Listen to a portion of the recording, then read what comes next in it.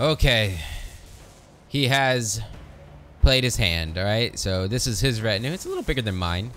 But he has no space wolves, so, you know. In the end, I think I'm gonna be alright. Now, the problem is her position is not great at the moment. In fact, none of our positions are that great. Move here.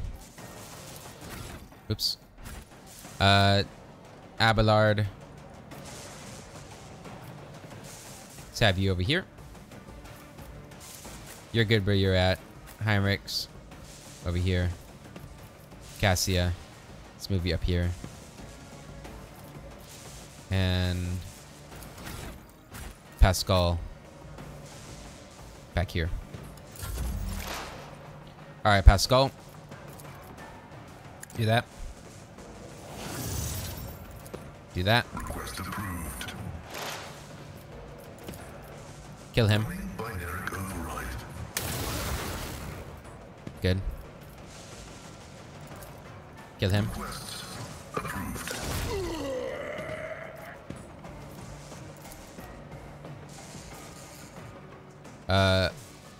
Let's bring him down.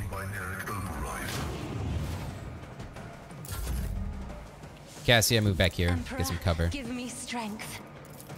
Isn't this Weaken a job them. for the serfs? Big weakness. Big weakness. Attack him. Let him have it. Inquisitor Enforcer. Captain, That didn't do a whole lot. I am a navigator. Try it again. Yeah, okay, so those don't do a lot of damage. Good to know.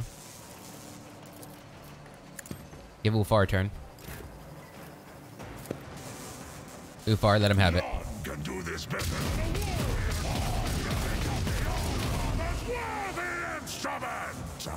Hell yeah. Go and throw a grenade here too. Not that one. Sure, Holy Fire.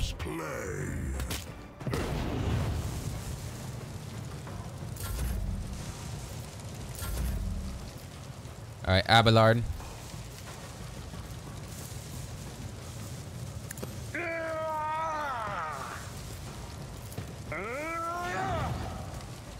Move here. Follow my lead.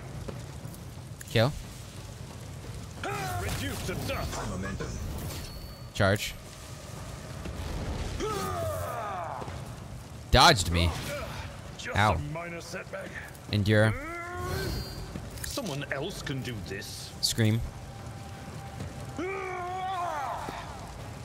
will Defensive do my stance. duty. Follow my It will be lead. done. Actually, I think follow my lead was used to this. Used there.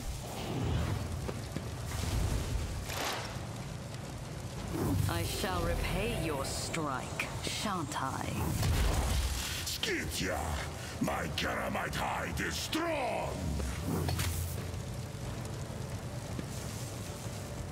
I think Imogene might be in a really bad spot. Make it quick. Good dodge. Hold on. I think Imogene's dead.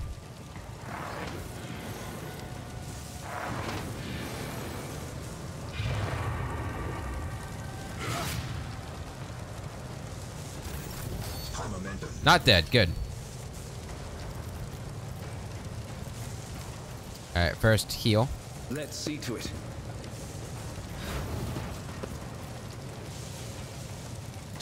Do this. Death wish is mine to grant.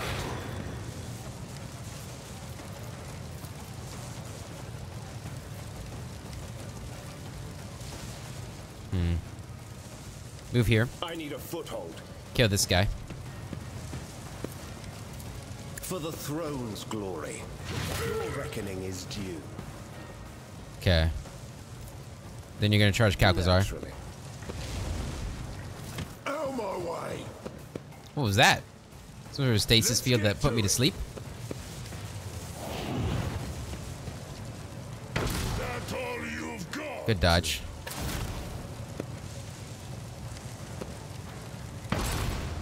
Good dodge. When Fenris is in battle, oceans bleed. My instincts tell me to refuse. A poor predator does not become prey.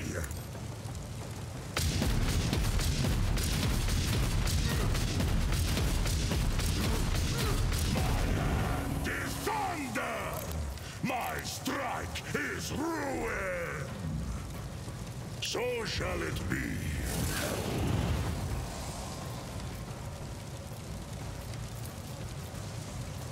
See how the wolf succeeds.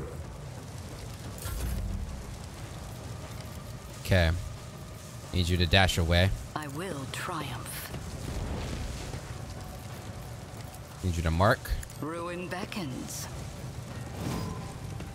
Mark. This is actually not going great. Purpose guides me. You kill him. A blood-soaked tribute. Good damage. I Call. need no guidance.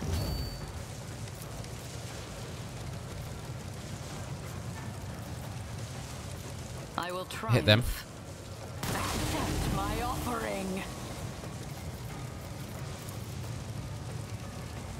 Purpose guides Put a me. trap down there.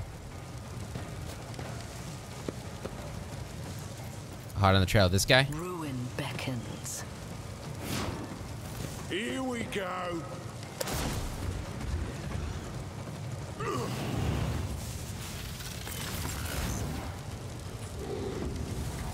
Let's make it quick. Damn, they are buffing a lot. Hold on.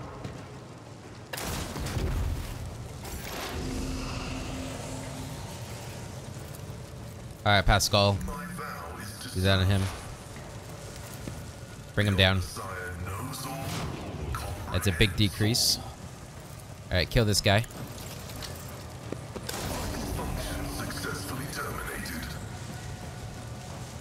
Oh, I thought I was able to use each action.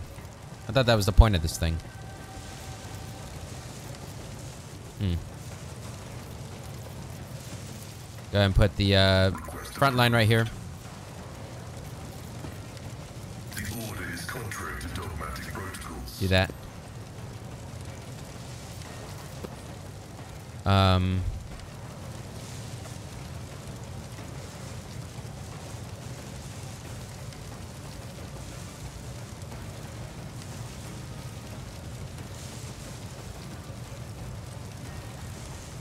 Do it. Did it work? I don't know. Doesn't seem like it.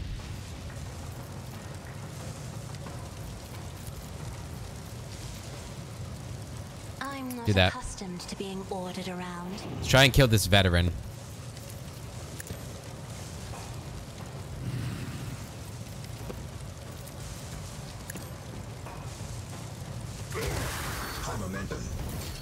Yeah, she's just not doing a lot of damage to these guys. Me? Maybe to them. If you insist, Lord Captain.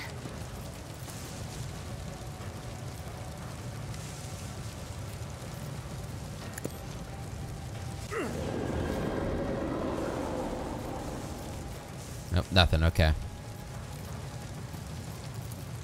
Give this to Ulfar. Let him go again. In the name of House Orselio, I shall prevail. Rapid fire.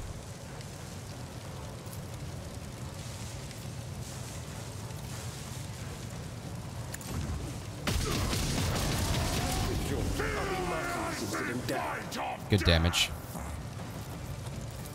Kick him. None can do this better than a warrior of the All-Father. Go again. Is thunder. My strike is ruin. Strike. Corpse.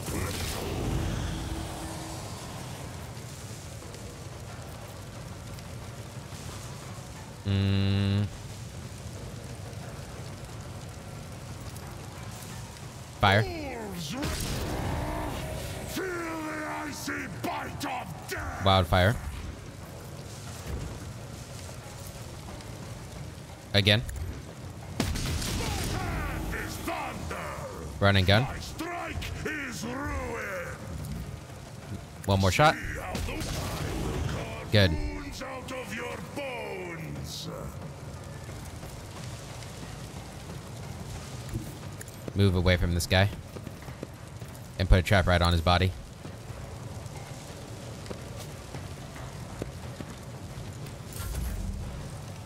Alright, Ufar. What does this thing do?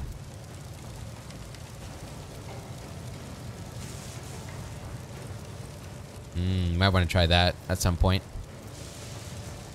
What does this do? Should probably use these things more often, huh? Alright, backline is where you're at. Isn't this a job for the serfs? Okay. So what do we got up here? Are these just... They're not very strong people, right?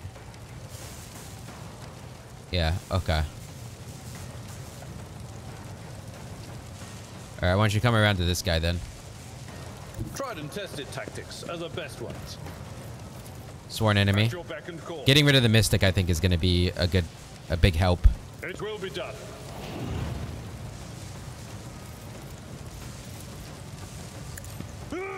Taunting yell. Okay, attack At him. your beck and call. I should have charged him. I'm dumb. I'm dumb. Big I will dumb. do my duty. Alright, defensive stance. And endure.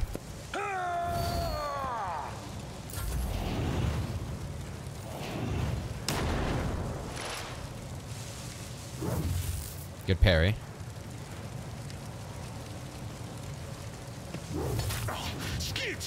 Good. My Calamite hind is strong.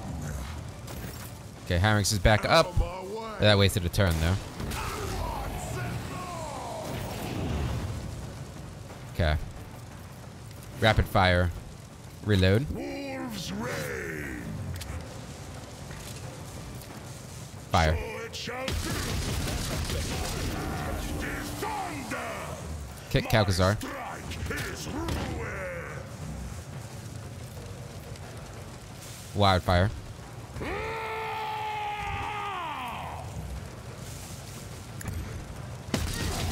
Become the All-Father's worthy instrument. Damn, almost got him. Move up here.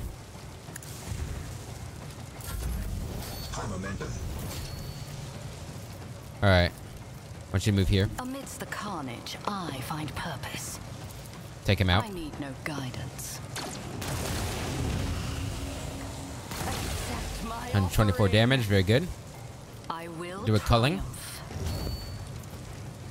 Kill them. Purpose guides me. Death shall reign. Beautifully done. Gonna do One step run and gun. Closer. Can you hit him? Yeah. I need no guidance. Okay. You serve me. Ruin beckons. Let's get to it. I don't know if he's gonna have a second phase. Focus, Bancalux. Focus. Good dodge. Alright, Pascal. Do that. Put the front line up here.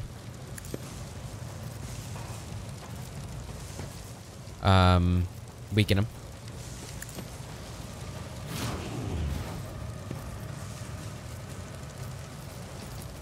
This is the right one, right? Inside the area gains an extra turn. Oh no, that's not what I want. That's not what I want. Alright, go ahead and shoot him. Running binary override. Vulnerability analysis. Successful. Do trench line stratagem. Don't know why, but do it. Okay. Can you shoot him from here? No, so we'd have to move you.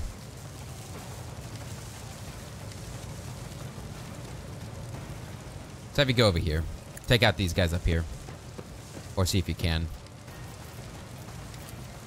Yep. I am a navigator, not a servant. No, but I can't get that one. Damn. Alright, can you get him? Is he already... He's got that one. I don't know if he's got this one. Do that I'm one not then. accustomed to being ordered around. if I may. You don't frighten me. Okay. Isn't this a job for the serfs? Gonna buff up Abelard. Me? He's about to go in. Insist, Lord Captain. I'm not accustomed to being ordered around. Oh no, he can't make it in.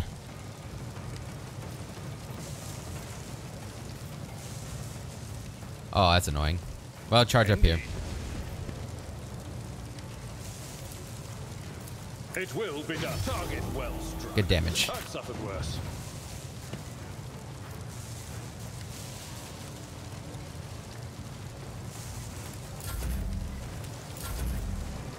Okay, well now it's your turn. Go in daring breach. Rule the stars themselves. Sworn enemy. Reckless strike. Let him have it for Theodora. At your beck and call. Ooh, big hit. I will do my duty.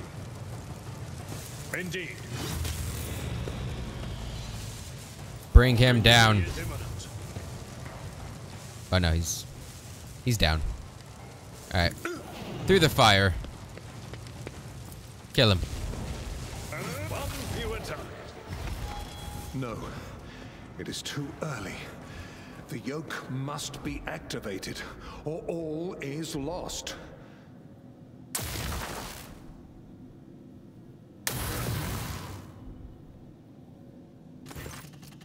An invisible yet clearly tangible aura of power envelops the figure clad in the robes of a tech priest. It is all the more baffling to hear a youthfully excited voice from under the hood.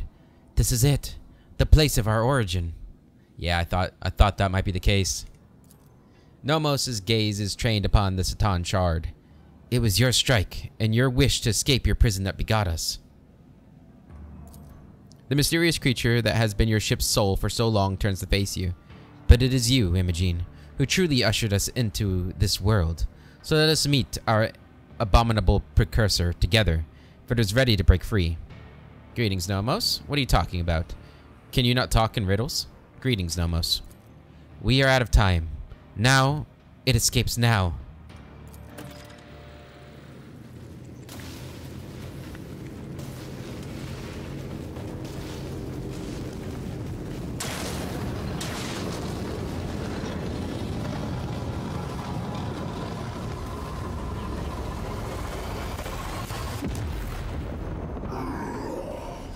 Oh man, that looks cool.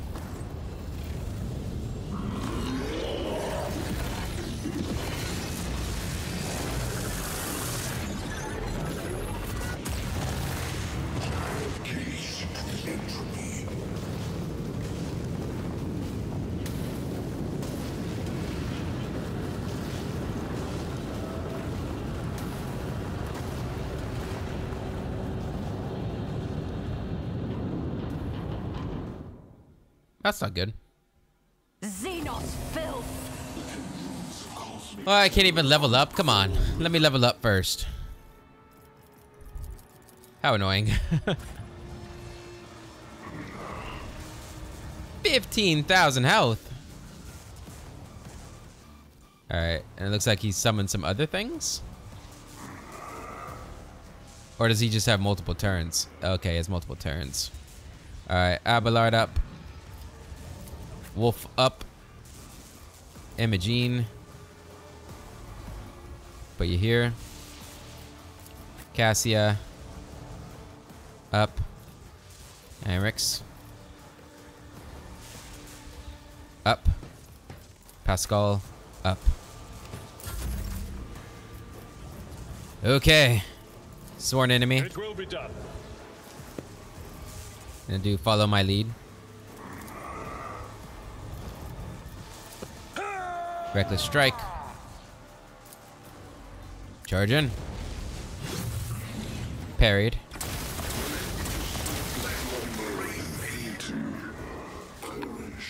Ow. My place is at the fore.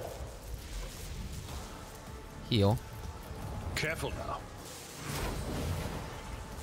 Strike. At your beck and call. Did we have a 0% chance? Did I see that correctly? Because if that's the case, that's not good.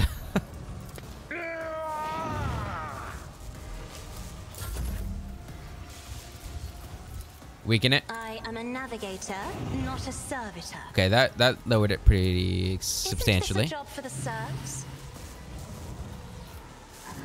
Can I get you somewhere else? Battlefields are Yeah, I'm afraid he's gonna have like a big cone drowned in attack or scarlet. something.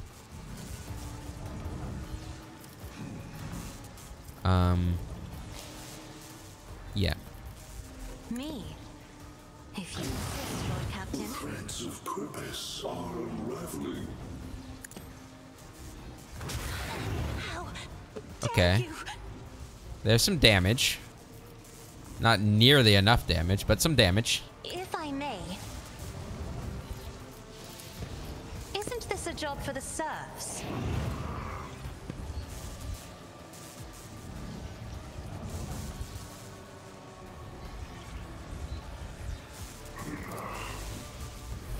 High momentum.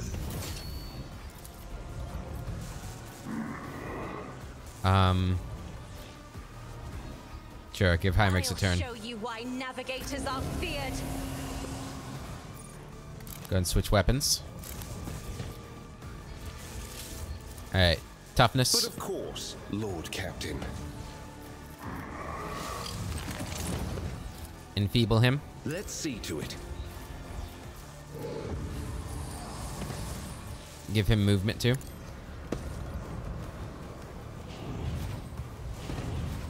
Alright, strike him with that. That was good damage. Looks like we're gonna need to depend on this warp energy. High momentum. I won't object to it. High momentum. The providence cannot I damage feel the power surging.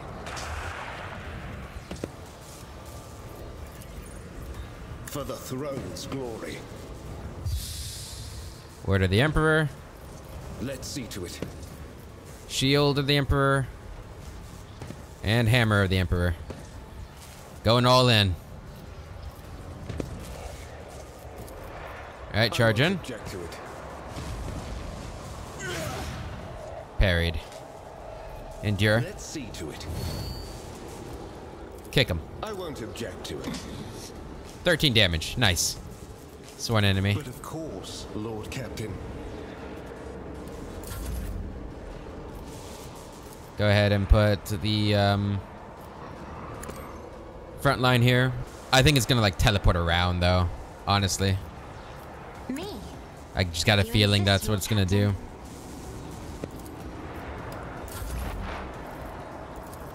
cogitation fails. Do that. Do that.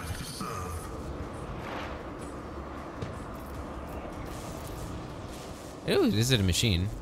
But we want to expose its weakness first. Request approved. Okay. We're getting it down to a manageable level. So that's good. Kill zone stratagem. Your Messiah knows all, comprehends all. Rear line over here. Approved. The scriptural prognosis is the threads of purpose are unraveling. Not do that. How is to serve? Good damage, good damage.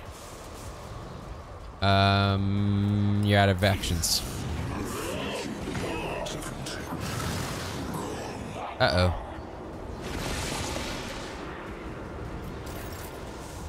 Whoa.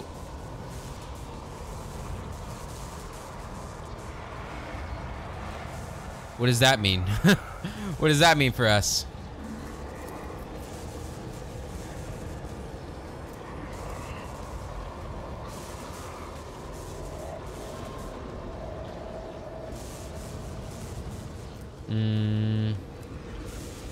Suspicion one of its copies. Okay.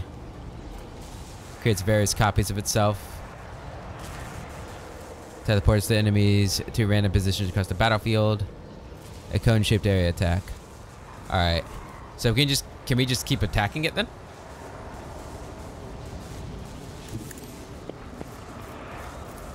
Mark. I will triumph. Mark. Purpose guides me. The copies aren't too strong. Comparatively. One step closer. Purpose Call. guides me. Ruin beckons. Accept my offering. Decent damage there. I will triumph. I will delight Decent my damage. masters with your demise. I need no guidance. What else but canvas of paradoxes?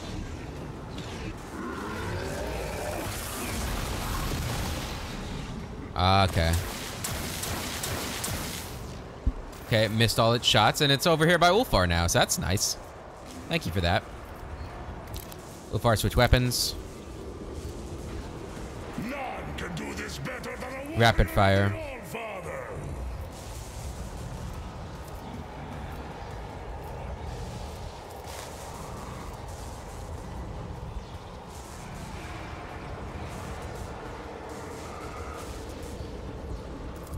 Use that.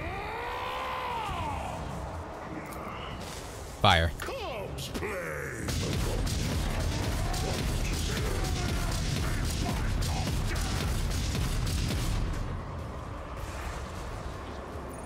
Switch weapons.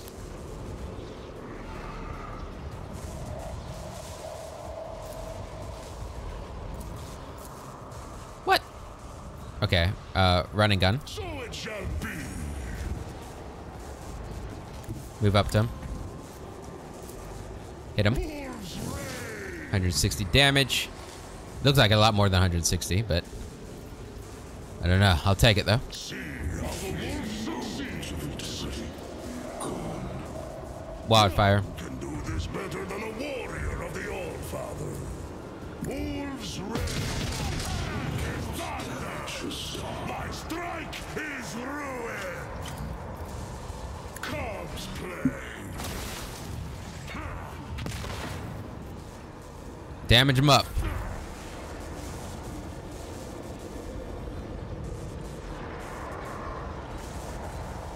Move up here. Me a target. Can you see him? No. Charge through. See to it.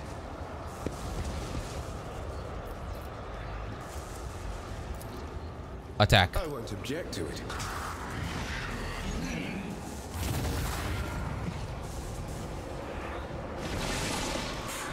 Echoes beckon.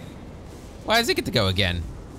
I have become the All-Father's worthy instrument. Ow. Shattered divinity. Disingenerating. Okay, well that all seems like bad stuff. For the throne's glory.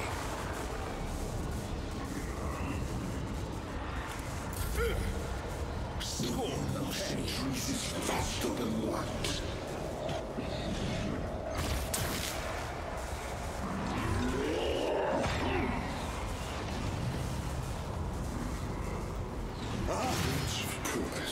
Good damage. Deliver us. Entropy whispers through my existence. It cannot damage us. Okay. Abelard, I think we need to start going for these guys. There's getting to be a little too many of them.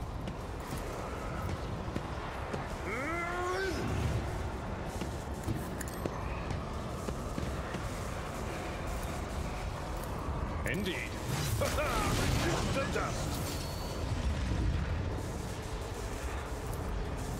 At your beck and call. Fluids of purpose. Daring breach. Valencius. Victory is imminent. Target well struck. Prominence cannot damage us. Ah, an exemplary strike. It will be done. Come on, come on.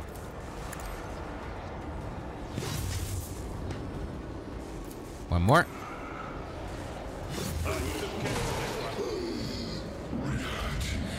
Is a tapestry of contradictions. I've seen worse battles than this in my time. Do that.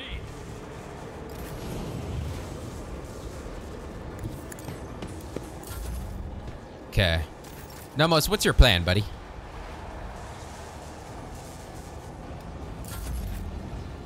Alright, Cassia.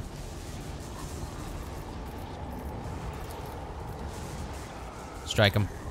The threats of Prudus so baffling. Isn't this a job for the serfs? Give that to him. If I may. This to him too? Nope. Reach him. Yeah. I am a navigator. Here you go, Ulfar. Can I reach him with that? Yes, I can. Have another round here.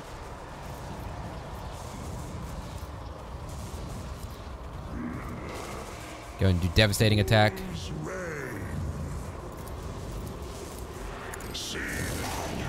Good damage. Kick him. And then another 200 damage. We're getting him down. Slowly but surely. Go ahead, do that on that. Weaken it. Imogene, take aim. I'm not accustomed to being ordered around. Help me, Lord Captain. Running binary override. Request approved. Keep him down. Keep him down. The Omnissiah comprehend all. I venerate you, machine spirits. Okay. Joint analysis. Intimidation.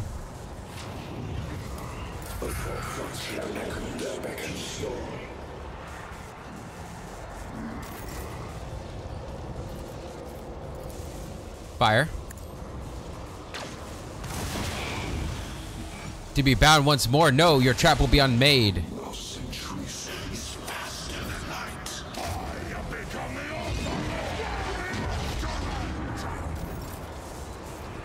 Okay. Move up. I will not stoop to this. Call. I will triumph. Fire. One step. Rend the flesh, shatter the spirit. We almost got him. Beckons.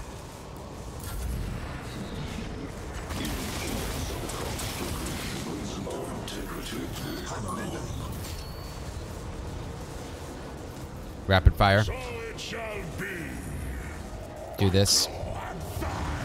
The foe will be torn asunder. Got him.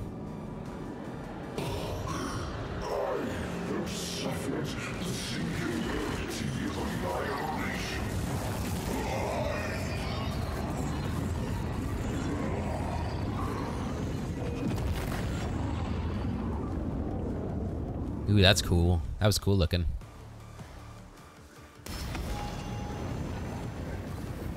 Alright, we've trapped him in the yoke. Kalkazar's still alive? The ancient monster struggles against the energy manacles of the yoke. Its impossible powers that make reality itself burst at the seams are now being forced into a compact dungeon, quirk by quirk, returning it to a cruel and painful non-existence in the moment. It could struggle harder, but something is hindering it. You are the cause of these hindrances. Only now does the Satarn shard turn its focus to you, for the battle was nothing more than the reflexive resistance of an alien mind absorbed in a completely different range of thoughts and responses. But now, it is thinking about you, and its thoughts are so corporeal that you can sense them and know them. It seeks an end to the confrontation. It is capable of resolving it in a way that would benefit all. More and more tears appear all over the shard's form. As the yoke absorbs its power, it becomes increasingly harder for the shard to maintain its physical structure. Each imperfection you inflict brings the star predator closer to imprisonment. Do not bow your head before our abominable precursor. It was begotten by the dark abyss of the past. It is a fragment of that which devoured stars and erased civilizations. It knows no benefit other than its own. Allow us to stand against it. This is our time, our impossible chance.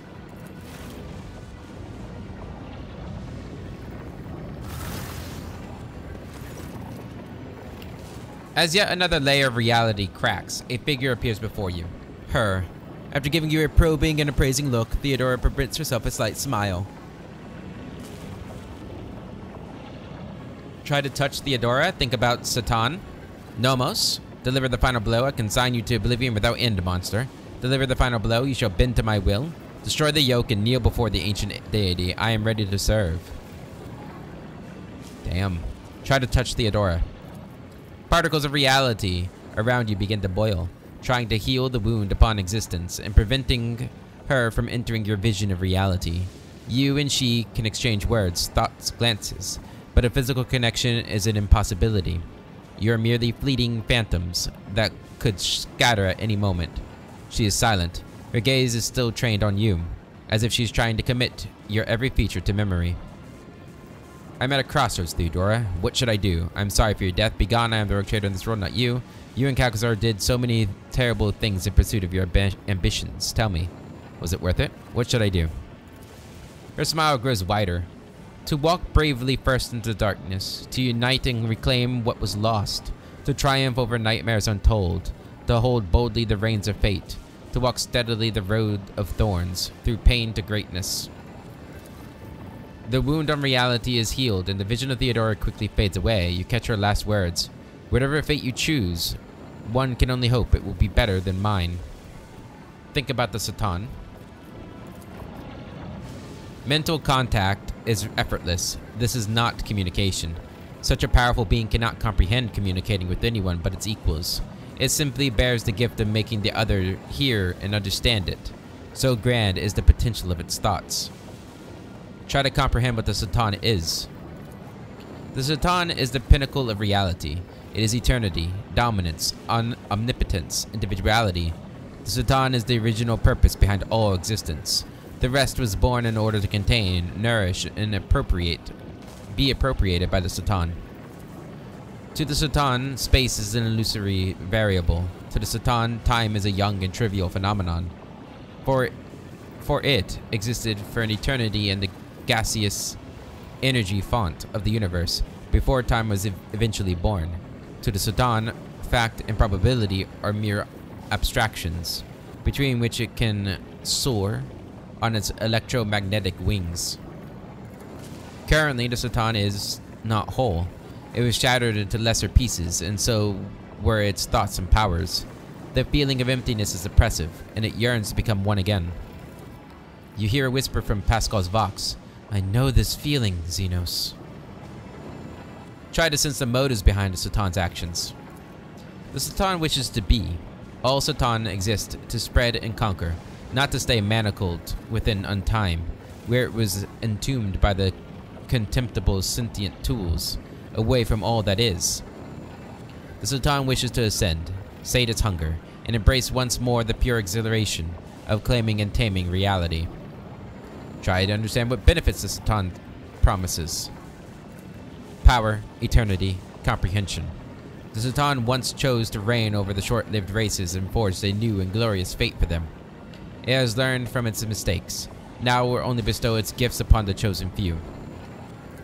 The Satan can grant. Your thoughts falter, for it is difficult for your mind to fathom the full scope of this word.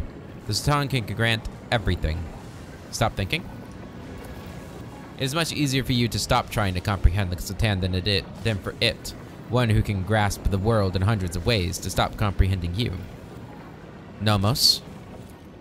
If our birth ever had a purpose, then it is here and now. Why do you call the shard your precursor? Because that is what it is, and what we are.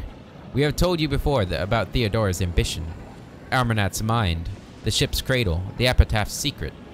One sprouted into another and spurred yet another. Thus Nomos were born. We were but an echo of the shard's power, an echo that left its prison. But we have become something so much more, with your help. What do you intend to do? Clash with the precursor, touch it, absorb it, so that the reflection becomes the object reflected, so that the shard becomes Nomos. Then and only then will its threat be eradicated forever. Do you think you can do this, Nomos? What will happen afterward? We stand at the threshold of probabilities and outside the bounds of the predictable. It is beyond possible to know whether we can or cannot. but we believe that we can, and that is what drives us to try. And if we succeed, we will obtain power beyond compare. We will become a shield against any threat, in whatever form it may manifest itself. I have made my decision.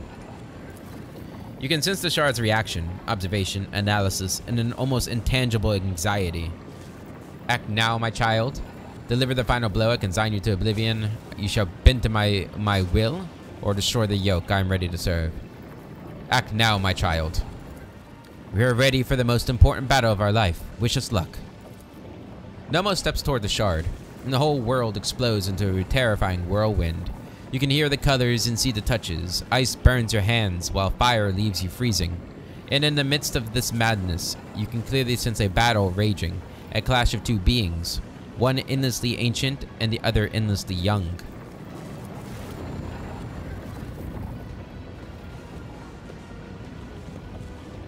I'm surprised Calcazar's not saying anything.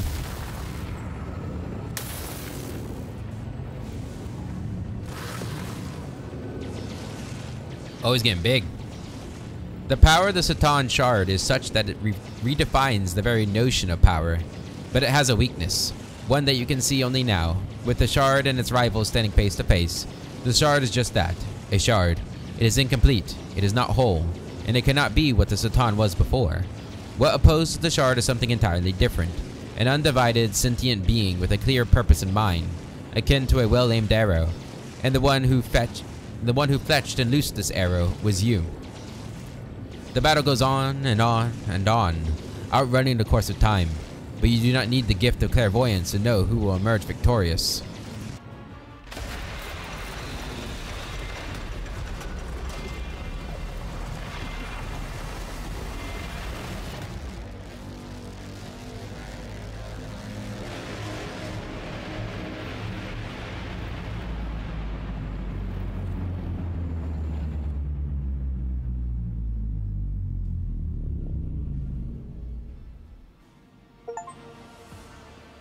Ooh.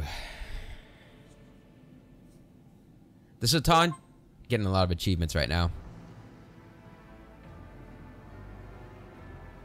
Did I make the right choice? I just got an achievement saying I raised my own abomination. Uh-oh. The Satan Shard was transmuted into a new form, and their name was Nomos. Processing the power of an ancient being and nurtured by the rogue trader, the young star god watched over the Karanis expanse, their new domain, with curiosity. I gotta admit, that's pretty badass. We're like the chosen of a new god. Ooh, that's pretty good. I don't imagine the Emperor's gonna be happy about that, though. Gathering its bleeding worlds together again, the rogue trader dared to build something more noble and civilized than the Expanse. A haven for those drifting and unprotected in the strict hierarchy of the Imperium. It would be an unbound frontier, where freedom and compassion were not wholly extinct. That sounds nice. The shackled monster under the Von Valancius' control ensured the survival of the fledgling utopia. The Star God destroyed all who threatened its peaceful civilians and instilled fear in those of little faith. The Expanse tasted the sweet fruit of freedom and tolerance with reverent fear. Okay, I'm liking this ending so far. The Imperium could not forgive such insolent deviation from the order prescribed by Holy Terra. Yeah, I kind of thought that might be the case. The Von Valancius dynasty was accursed, or accused, of the seditious formation of their own empire.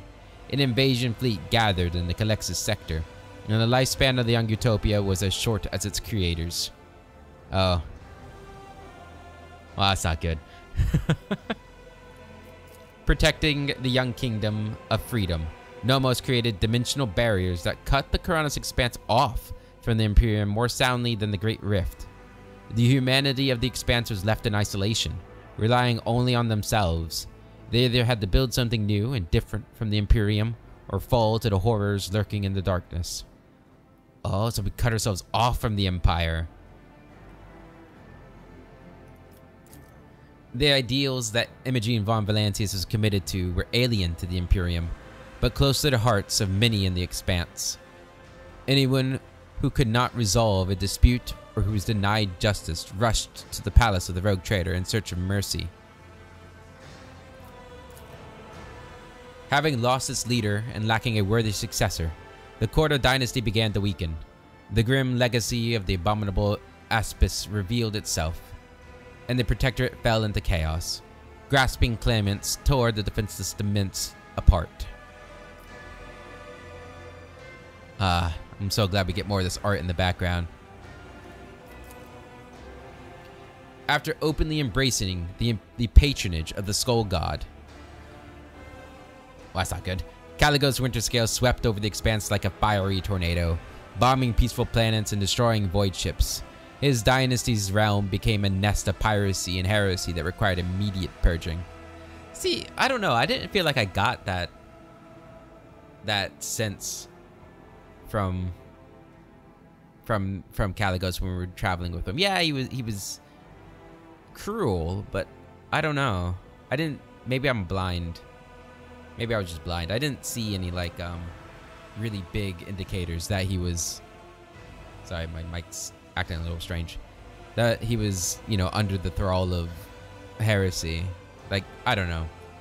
Maybe I was just ignorant to the signs. Maybe I should have trusted Nocturne, I guess. Thanks to the patronage of the Von Valancius dynasty, the cult of St. Justice was successful in spreading its influence across the expanse. Overshadowed, the cults of the other saints lost their followers and faced a harsh choice: slip into obscurity or swear allegiance to the ideals of Justice the Warrior. Hieronymus de Lorenzo remained the most revered priest in the cult of St. Justice. He turned no one away, hearing confessions from pirates, bilge rats, deserters, and beggars alike. It might have been one of those undeserving wretches who infected him with the rare form of leprosy that robbed him of his sight. Yet his heart could always see the corruption in the souls of his repenting children.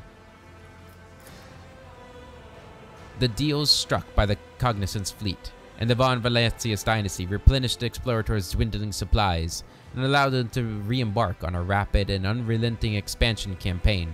With powerful bases established in the expanse, the Omnissiah's scouts bravely ventured forth toward unnamed stars with the same drive that propelled their ancestors to explore the expanse itself.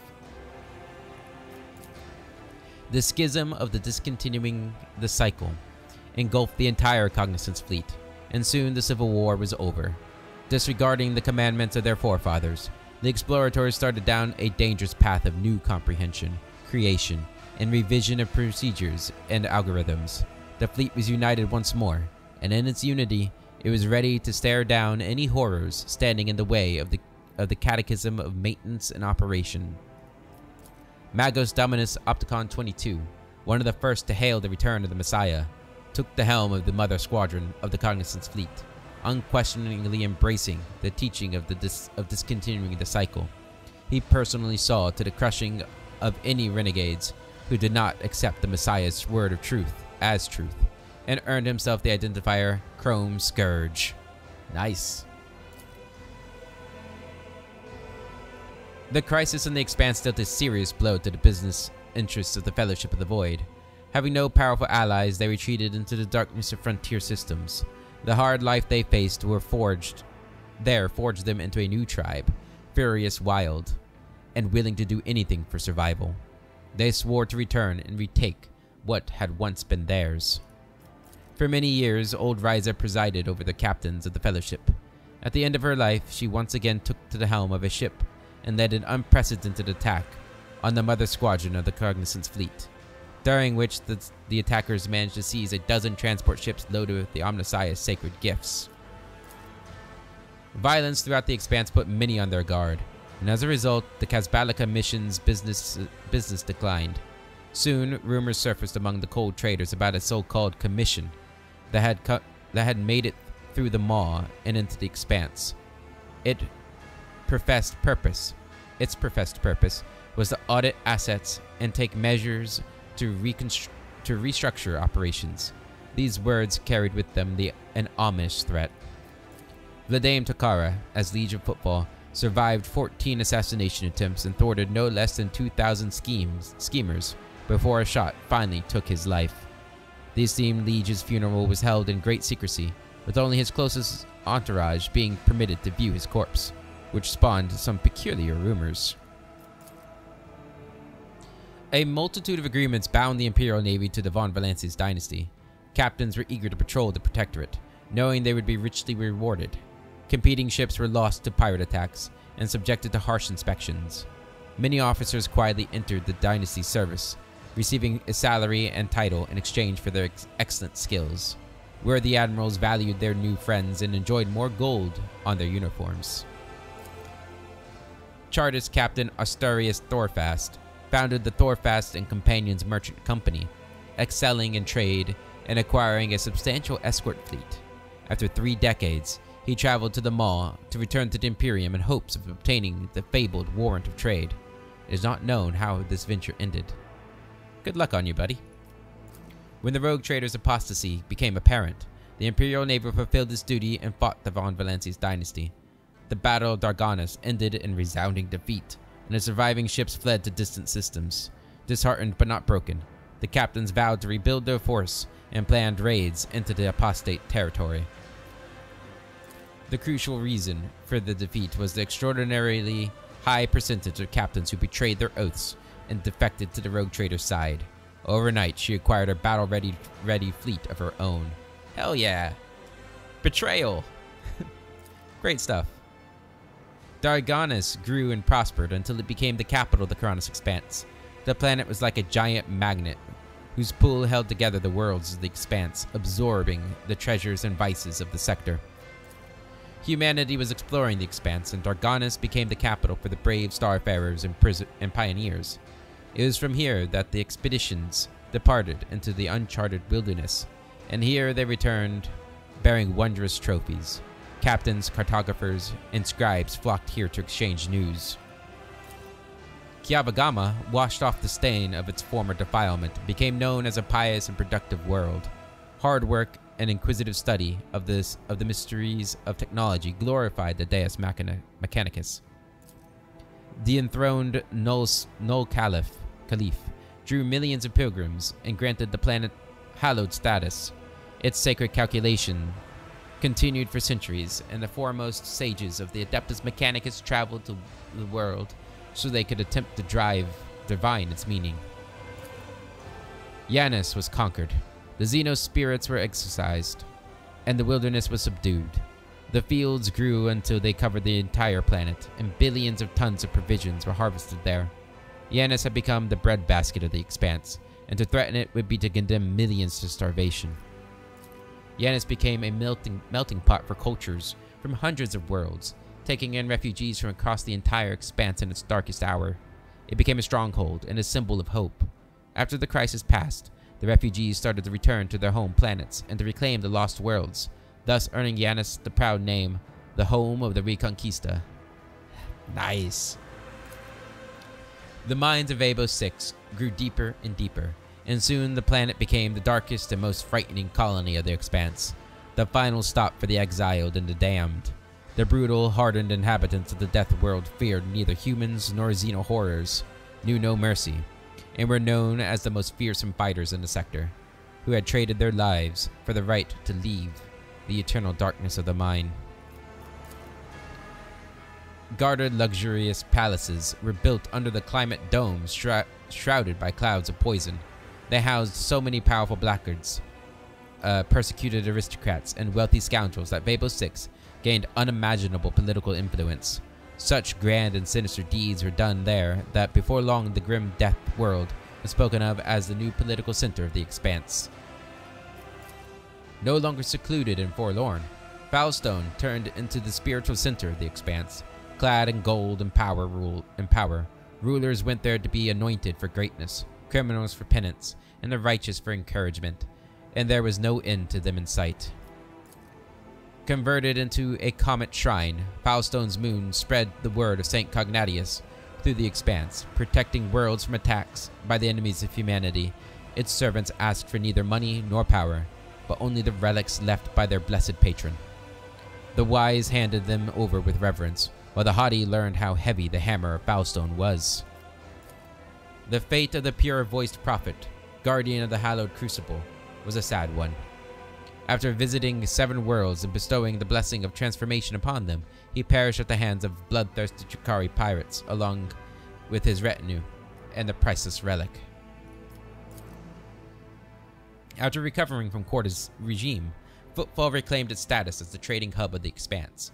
Having learned a bitter lesson, Vladame Takara created the Footfall's Partisans Militia, a well-equipped mercenary army that answered only to him.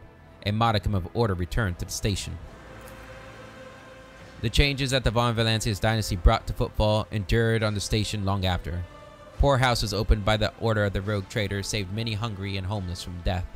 Unfortunately, this disrupted the station's delicate ecosystem. No longer freezing to death in empty compartments or tormented by epidemics, those who lived in poverty on Footfall began to choke the station, leading to a sharp rise in crime. Organ traders, illegal augmetic specialists, and savage gangs of ambers proliferated. The Raikai Minora system turned into a purulent wound of corruption, poisoning the Expanse. The surreal energies of the yawning warp legion held its planet together, even if the absence of the gravitational pull of the star defying the very laws of existence. Immense depravity took root on Raikad Minoris, and it poured out into other systems with vile glee. The people of Raikad Minoris, saved by the rogue trader, eventually found a new home. The colony of New Raikad was founded at the edge of the Von Valancius domains. Sadly, the world's inhabitants mostly consisted of high-born nobles with very few serfs. Not willing to sully their hands with manual labor, the aristocrats started buying up pirate captives. Soon, New Raikad became the favored safe haven for void outlaws. In memory of this world and all who perished on its surface, or met a fate worse than death, construction began on the orbital slipways of Footfall of a glorious cathedral ship to be called Raikad's Sacrifice. The miraculous fusion reactor powered its engines and cannons, filling them with the fierce power of the motive force. With the fall of their unholy patron, the Edge of Daybreak, the cult of the Final Dawn perished as well. Every cell of the cult was hunted down and eliminated. Rumors that some worshippers of the ruinous powers had managed to get away, hiding the writings of their warp-banished lord under their robes, were baseless. Left without a mission or a leader, the word bearers retreated to the depths of the Materium. Their last act of vengeance was a bloody assault on Footfall. The populace of several asteroids was exterminated or enslaved, and the statue of the God Emperor was badly damaged. Rumors of the rotting remains of the Aldari craft world spread around the Expanse. Explorators, privateers, Kazbalaka agents, and anyone hungry for easy money all rushed to the frontier systems to vie for a piece of the prize. Some were swallowed by the warp, while others perished in skirmishes with their rivals. The most skilled and fortunate returned empty-handed. After their decades of searching, the colossal ship, as big as an imperial world, simply vanished, as if it had never existed. But the legend of the forbidden treasure lived on and continued to bring daring souls to ruin. Half a century later, the Expanse trembled to the echo of Aldari war songs. Myriad war bands appeared out of nowhere, leaving a trail of bodies in their wake before disappearing into webway gates. Masterfully hidden from the eyes of the monkey, the children of Assyrian had come to avenge the death of the craftworld Crudarch. Their woeful retribution lasted many decades, until both races were war-worn and out of blood to spill. The spirit monolith, purified by the Harlequin troop on the Crone world, was hidden from the insatiable eyes of the monkey by raging warp storms. Ships started going missing more frequently in the systems close to the planet. Even the most courageous captains gave the region a wide berth, and it was named the Damned Reefs. Whew, I need a sip of water. This is a long epilogue. I love it. I wish every game had this. Okay. Somewhere on the other side of reality lay Kamaro, woven from the manifold other dimensions and illuminated as always with the light of stolen suns, its streets ever filled with screams and agony. Any misfortune experienced by the Dark City became another scar on its appalling face, lost among thousands of other vile blemishes. As long as pain pulsed in its blood-soaked spires, the insatiable and unshakable Chimera continued its flight through the webway, along with its unchanging ruler, the leader of the Cabal of the Black Heart, and the most dangerous of all Drukhari, Asdrubal Vect. The fall of the Cabal of the Reaving Tempest united Camaro for a brief and bloody moment. The elites of the Dark City set their squabbles aside and found a new game in tearing apart the domain of Archon Emyrus.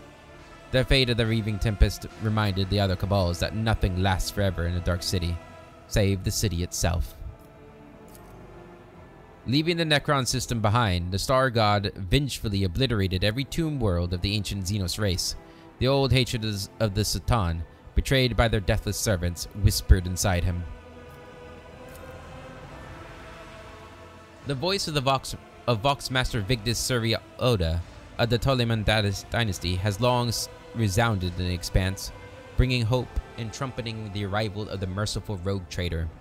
Known for her wisdom and acute understanding of ship systems, over her long life she taught many generations of future Voxmasters from the Ptolemon dynasty. Her body was built into the bridge itself, and in time of need, her voice flowed through the Vox, dispelling delusions and despair.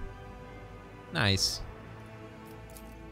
After years of dedicated service, Master Helmsman Raver was granted, despite his objections, the privilege of rest.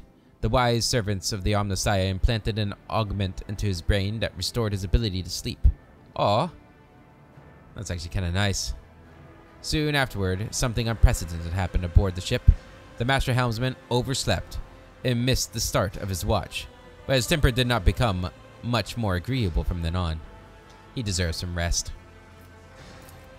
Many years later, High Factotum Janris Danrock sought permission to retire. He said that age had softened his heart, and that a more worthy, young, and assertive successor should take over his position. There was no shortage of candidates. Under all that fat, Danrock had a sentimental heart. Okay. He spared nothing for the orphans of those who had died serving the rogue trader. The children were given an excellent education and were eager to serve the Von Valancius dynasty. Urban Drivestem cared more about preserving the influence of his line than the well-being of the Protectorate.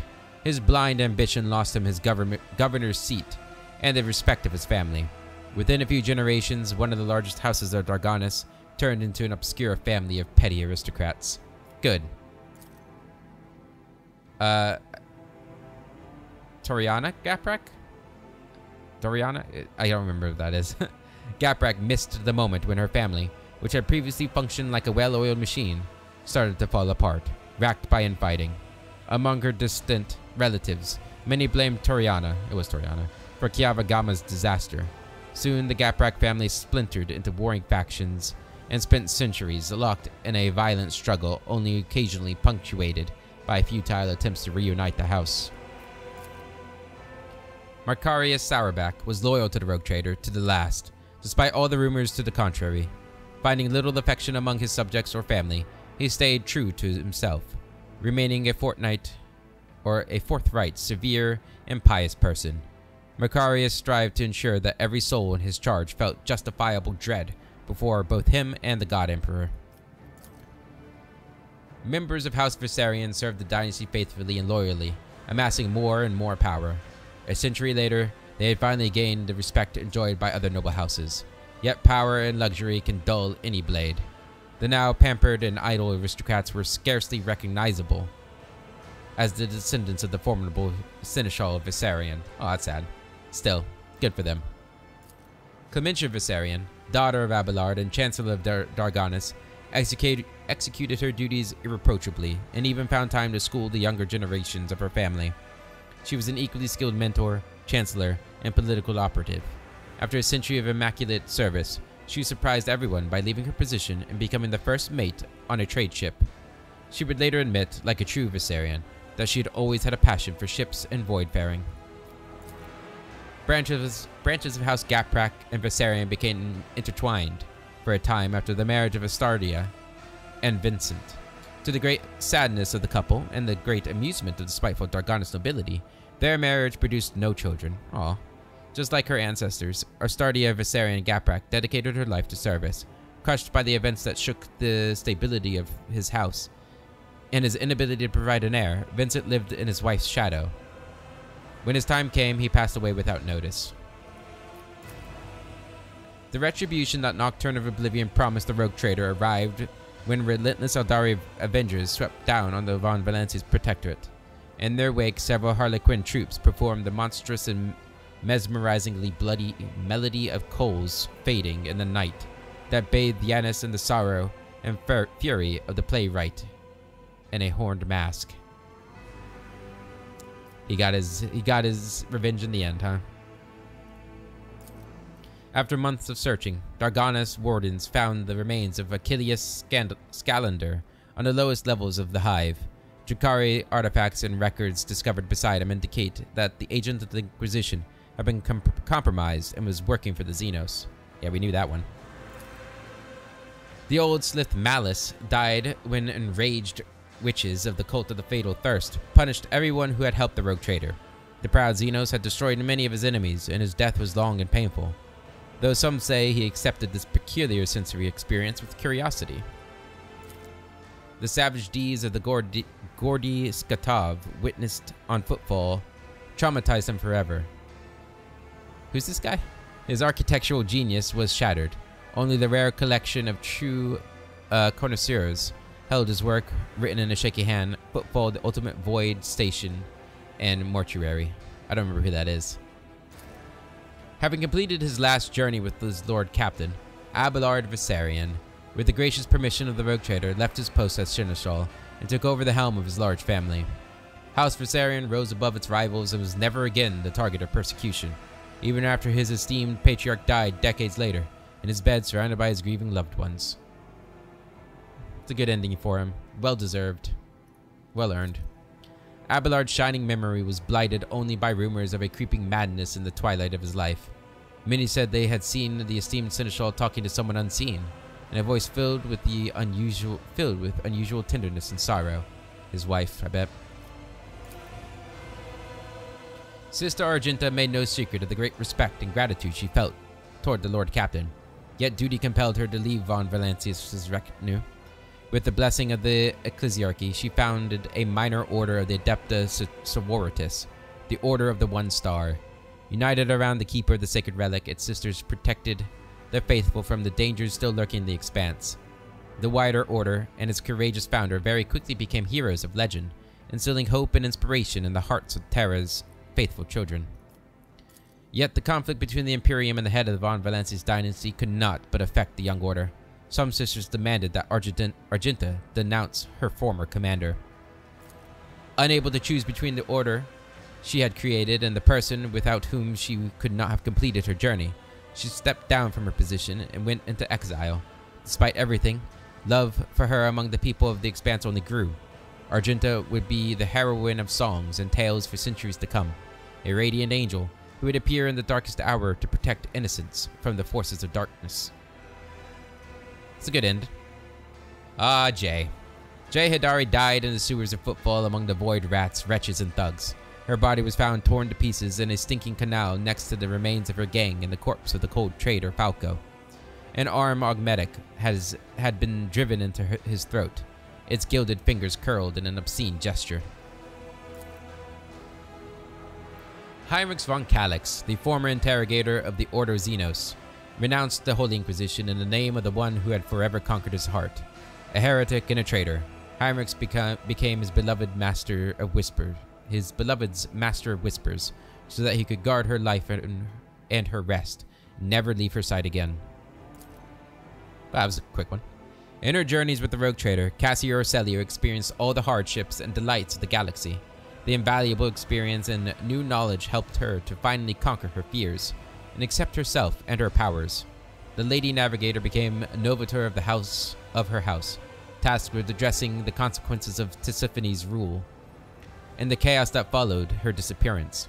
For the duration of her reign, she patiently worked on uniting the feuding branches of the house, forging alliances and expanding the influence of House Orselio. The Starway Atlas, which contained the memories of Tisiphone and the Sathala clan, lost its powers. House Roselio's navigators once again had to rely on skill alone in the depths of the Immaterium.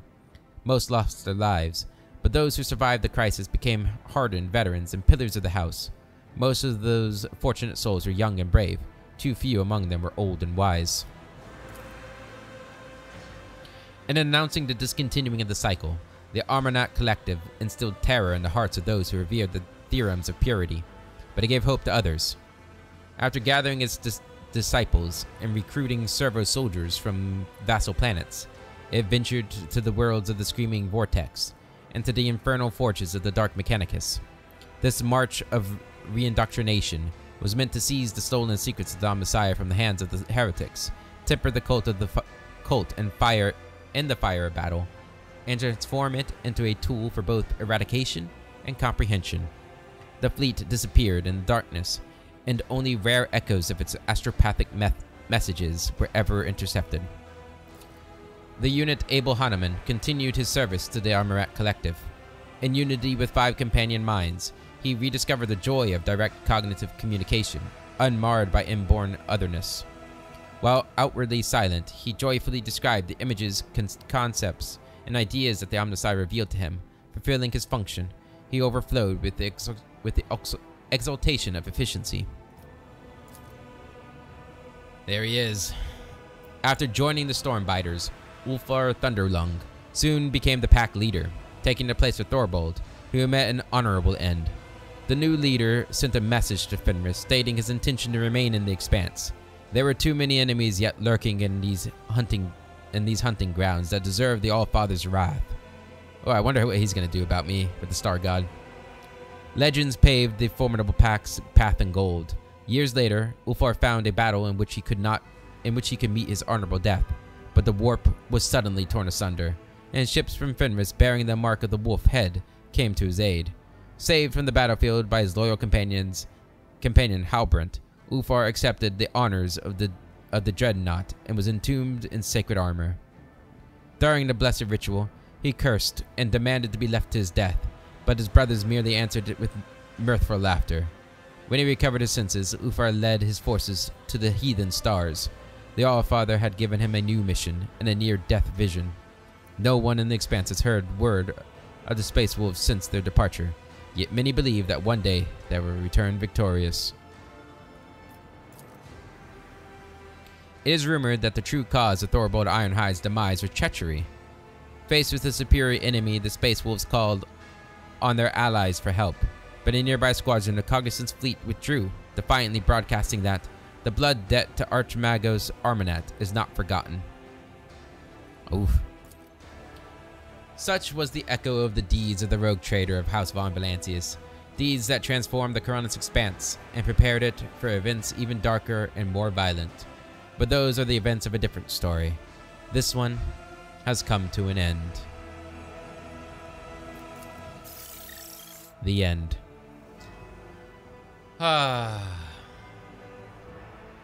Owlcat Games. Creative director Alexander Michelin and Alexander Gusev. 2 Alexanders. Oh, and then art director Alexander. Oh my god.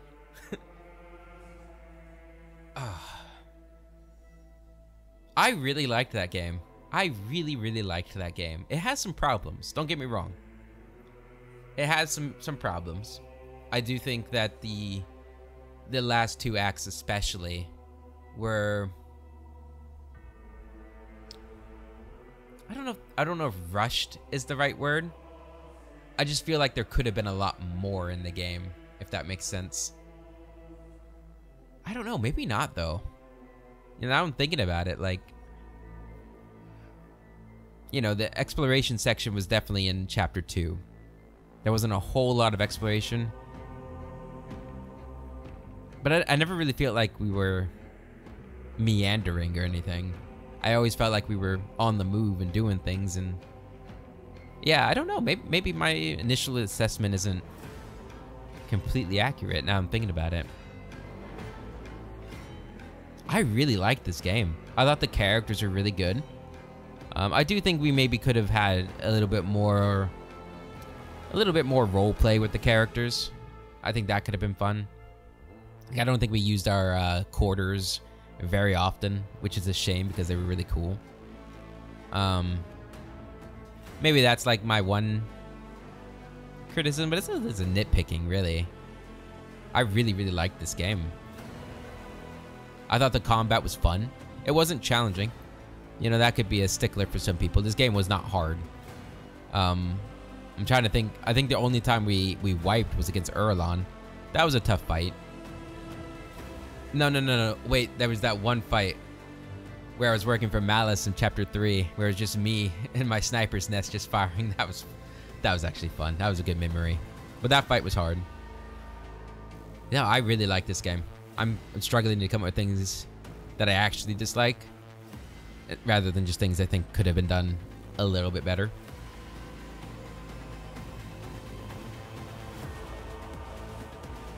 Also, the music is great. It's awesome. Let's speed it up, because I'm running out of things to say. Yeah.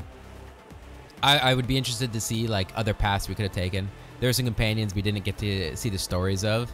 So like Adira and Erliet and Marrakesh. Is that his name? Something like that. Jay. So there were 4 right there we could take with us in like another playthrough. I don't know if there are other characters we could have picked up, or if we lost other characters. I can't remember. We could have used Argenta more. And that ending was pretty cool. We have a star god. Now we've got our own little kingdom cut off from the Imperium. That's actually really interesting. I don't know how long they'd last, but we have a god on our side. As long as Nomos doesn't, you know, change his mind and think we're useless. That's always the threat, right? But yeah. What a game. Owlcat's such a good developer, guys. Like, I really love their games. I hope they keep going with these kinds of games. But yeah, that's going to be it for this episode and this series. I want to thank you all of you for coming along for the ride. I know that this series in particular, we had a lot of interruptions in terms of my schedule with how my work went and stuff, so I wasn't able to get episodes out as regularly, and I definitely saw, you know, a drop off in viewership because of that. But for those of you who have stuck it out and got to the end here, and those in the future who watch it, thank you all so much. I really, really appreciate it. You know, I love making these series for these games that I love so much, and it's really heartwarming to know that there are some people out there who, you know, want to sit through hundreds of hours of me just rambling on about games, and enjoy these games as much as I do. It really means a lot. So thank you for that. I really, really, really mean it. And as for what's coming next, by the time this comes out, I'm pretty sure Kingmaker will have already started dropping, my Kingmaker series, so that's going on. And then on June 13th, so probably in like a couple weeks after this episode drops, or maybe a week after this drops, Wrath of the Righteous will start again. The final DLC for that game is coming out.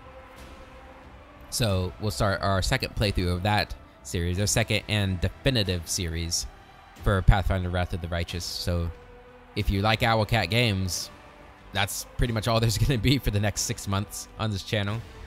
The only other game that might make it in there, if there's time, which I don't suspect there will be, is Dragon Age Origins.